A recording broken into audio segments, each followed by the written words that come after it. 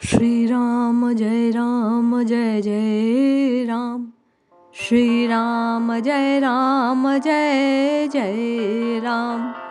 परम पूज्य श्री जयदयाल जी गोयनका द्वारा साधकों ने प्रश्न किया कि महाराज, साधक को कौन से नियम अपनाने चाहिए? साधन जीवन में करते समय किन बातों को त्यागना आवश्यक है और कौन सी ऐसी बातें हैं जिन्हें ग्रहण करने से नित्य निरंतर रोम रोम से राम नाम, कृष्ण नाम, हरि नाम की ध्वनि उत्पन्न हो सकती है। नित्य निरंतर साधक को साधना में रत रहने के लिए, राम कृष्ण हरि का जप करने के लिए क्या छोड़ना और क्या ग्रहण करना चाहिए? जय श्री हरि। पूज्य गुरुदेव के चरणों में बारंबार प्रणाम। सभी नामनिष्ठ साधकों को जय जय श्री सीताराम। साधक के प्रश्न करने पर परम पूज्य सेठ जी ने कुछ बातें प्रकट की जिनको त्यागने और ग्रहण करने से साधन अपने साधना पथ पर साधक को उन्नति प्राप्त होती है, आध्यात्मिक उन्नति प्राप्त होती है, उसकी चेतना जागृत होती है, उसके जीवन में राम नाम महाराज का प्रभाव प्रकट होने लगता है, अनुभव में भगवान की कृपा आने लगती है, उसकी साधना सही दिशा में चल रही है, इस बात का ज्ञान प्राप्त होने लगता है। पूज्य सेठ जी कहते हैं कि साधक को चाहिए कि पराये अहित का त्याग कर दे। सबसे पहले ये बात ध्यान रहे कि जानबूझकर किसी का अहित नहीं करना है।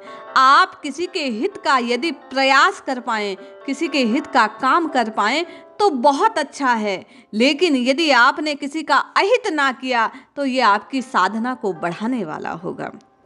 असत्य का त्याग करना चाहिए, जानबूझकर असत्य नहीं बोलना चाहिए, किसी को छलने का प्रयास नहीं करना चाहिए, जानबूझकर किसी दूसरे के हक को लेने का प्रयास नहीं करना चाहिए।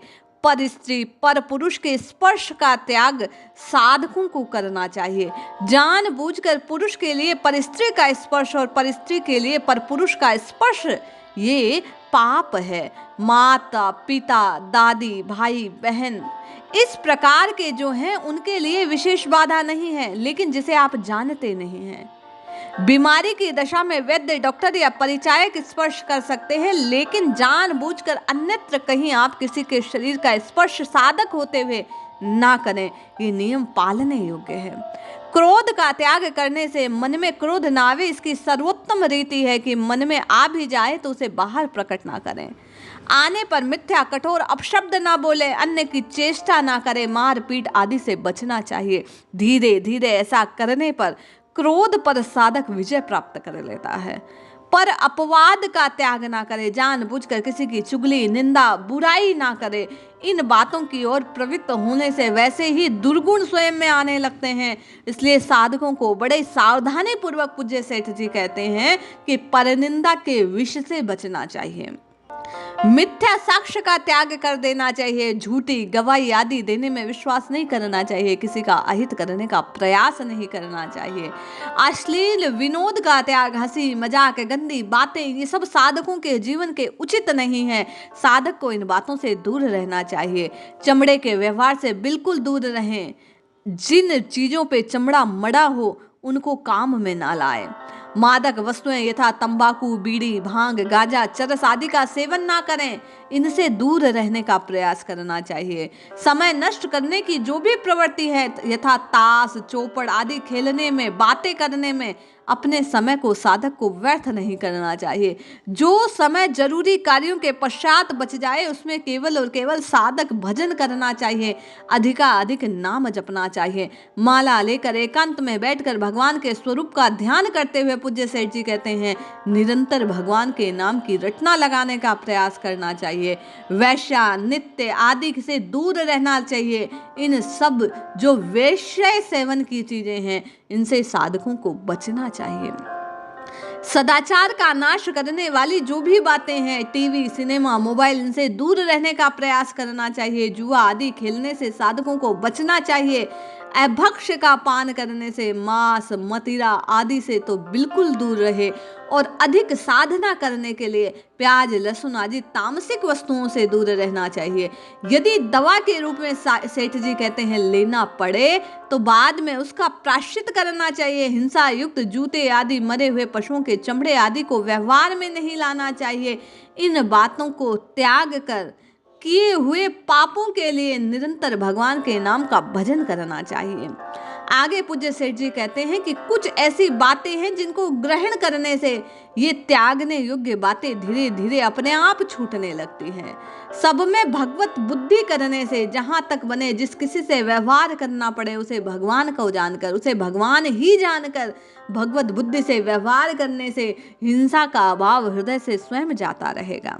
भगवत स्मरण, प्रत्येक 15 मिनट पर भगवान का नाम रूप लीला गुण आदि का स्मरण करने से स्मरण में भूल न होने का प्रयास करना चाहिए। बार बार हाथ उठाकर भगवान को पुकारना चाहिए।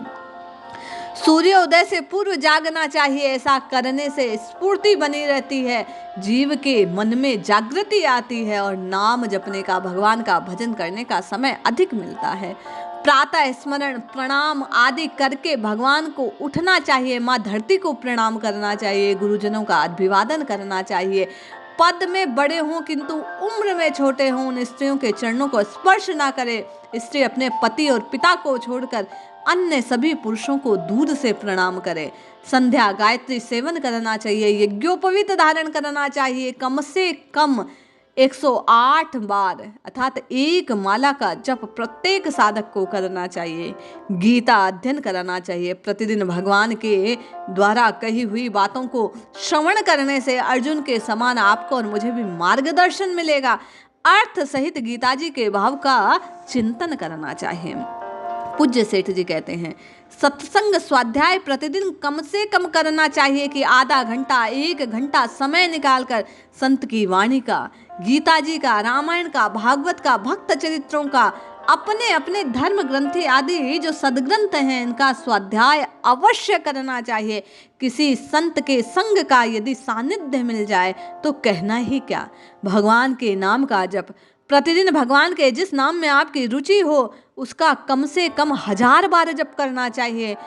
कर्तव्य परायण घर में बाहर जाने का जिम्मा उठाते समय स्वस्थ शरीर होने पर जरा भी किसी काम से जी नहीं चुराना चाहिए। सदा उत्साह से, प्रेम से कार्य करना चाहिए। पवित्र वस्त्रों को धारण कर यथा सद्य हाथ से बुने हुए कपड़ों को पहनते हुए भगवान के नाम का जप करना चाहिए।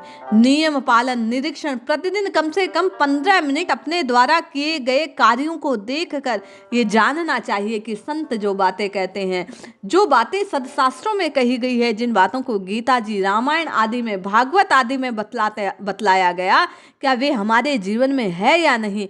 यदि ना हो तो उन्हें जीवन में शामिल करने का प्रयास करना चाहिए और जो दुर्गुण दिखाई दे उन्हें दूर करने का प्रयास करना चाहिए। प्रत्येक भूल के लिए एक समय का उपवास और भगवान के कम से कम 1000 नाम का या हरे राम महामंत्र का 16 मालाओं का जप करना चाहिए। ऐसा करने से उस पाप के प्रति प्रायश्चित का भाव बनता है, हमारी बुद्धि निर्मल होती है। पूज्य सेठ जी कहते हैं जो साधक इन छोटी छोटी बातों को व्यवहार में अपनाने लग जाता है उसके जीवन से मलिनताएं दूर होने लगती है, हृदय शुद्ध होने लगता है, भगवान के प्रति भाव का निर्माण होने लगता है, निरंतर उसका नाम जप में मन लगने लगता है, मन लगने से उसके जीव का उद्धार होने लगता है। इसलिए हम आप भी सेठ जी द्वारा बतलाई गई इन बातों को जीवन में अपनाने का प्रयास करें। छोड़ने योग्य बातों को छोड़कर और ग्रहण करने योग्य बात, भगवान के निरंतर स्मरण की बात को हृदय में धारण करें तो निश्चय ही कल्याण होगा। जय श्री हरि।